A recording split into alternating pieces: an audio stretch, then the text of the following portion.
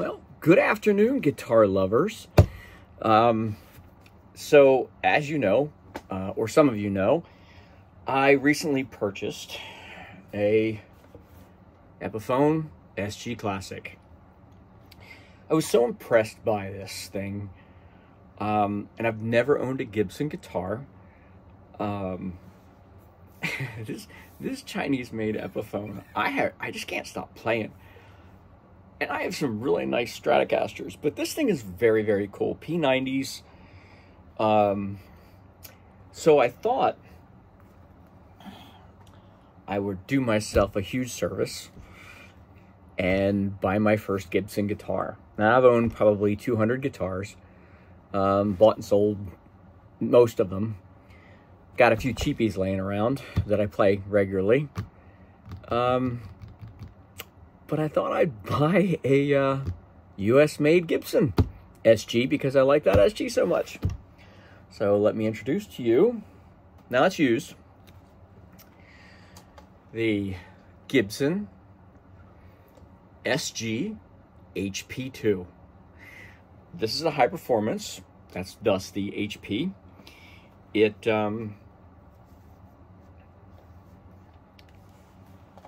has 57 classic and super 57 pickups.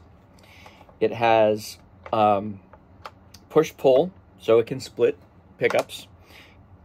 This one was missing the switch tip, so I don't think I'm going to order one. Beautiful ebony fretboard. Very, very thin, a super thin neck. Pretty much everything you'd expect from an American-made guitar. So I got it home, and I'm not impressed. The gloss finish on the back of this neck is beautiful to look at, but it sucks to play. My hands literally get stuck to the back of this neck. The pickups are very, very weak. I've adjusted height multiple times, adjusted individual poles, lowered the bridge, the hardtail, raised the, lowered the action and then raised the action again. I can't get into this thing. I mean, I've tried so hard because this is, let me tell you something. This is a very, very pretty guitar.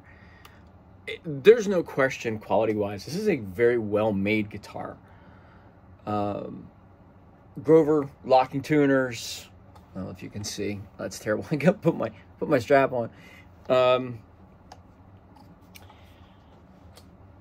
It almost seems to me like it's something you'd hang on the wall and wouldn't be able to play. If you have any sweating issues with your hands, like my hands get hot and sweaty, I can't play this neck. I have tried so hard to like this thing. I mean, acoustically,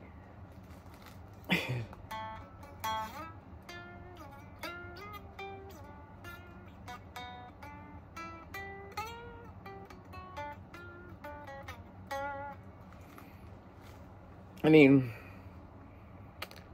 I'm not a speed player, but I don't know. I guess I expected more. I guess when you're talking about something, oh yeah, and by the way, the buttons come right off of the plastic nubs. I guess these are aluminum. They just come right off. I guess I was really shocked. I think I'm from now on going to stick with less expensive Epiphones. Pardon me if you're a Gibson guy. I mean, it's not my cup of tea. I would love to say that I'm going to keep it, but I'm not. I keep coming back to this, and I enjoy playing this so much. There's no neck drag on it. It's a very, very wide and I did, so the fret ends were terrible. I fixed the fret ends. Now the Gibson frets are beautiful. They have beautiful ball ends on them. Yeah, they're it's a very, very nice guitar. So, but the HP2 was a precursor to the new SG Modern. And I haven't played an SG Modern yet, but I'm assuming it's going to be pretty similar. I had played the TV Yellow Gibson Standard SG at Chuck Levin's, and I don't know, man. These gloss necks, they're beautiful. Honestly, it's art. I mean, it really is an amazing looking guitar. It's called. I think this is called Hot Pink Fade. I think that's the color. Solid mahogany body, mahogany neck. It's interesting. The pickup height is adjusted. Never seen this before. Pickup height is actually adjustable on the back of the guitar. That's pretty wild. Oh, pardon me. Oh, ugh. I'm not cutting that out. I don't know how to edit anyway, and I'm not really concerned. You really want to do yourself a favor, go out and buy an Epiphone SG. For the money, I don't think you can beat them. I played the Pelham Blue with the P90s. That neck wasn't. That was it was like a satin neck. It wasn't as bad as the gloss neck, but it still stuck a little bit. This classic, man, honest to God, I think I'm going to keep this a long time. Anyway, I know this is a short video, and I guess I had anticipated a much longer video because I thought I'd fall in love with a Gibson after playing the Epiphone, but it's not even a thing. It'll be going back to Guitar Center on Monday. So anyway, sorry if I let any of you down, but I can't rightly say that. Now, I'm sure there's people out there that gloss necks don't bother. And honestly, I could probably wet sand the back of that neck, and I could probably change the pickups, but it's a $3,000 guitar. I mean, when you get to that point, you shouldn't have to do things like that. In my opinion, you shouldn't have to spend, another $300 on pickups and have to sand the back of the neck, which I don't want to do.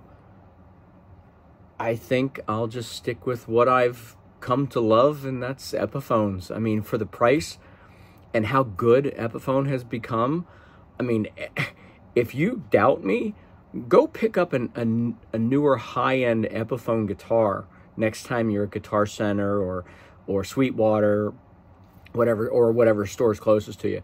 Do yourself a favor and pick one up and play it. I think you'll be pleasantly surprised. I know you'll be pleasantly surprised. Anyway, that's my video for the weekend.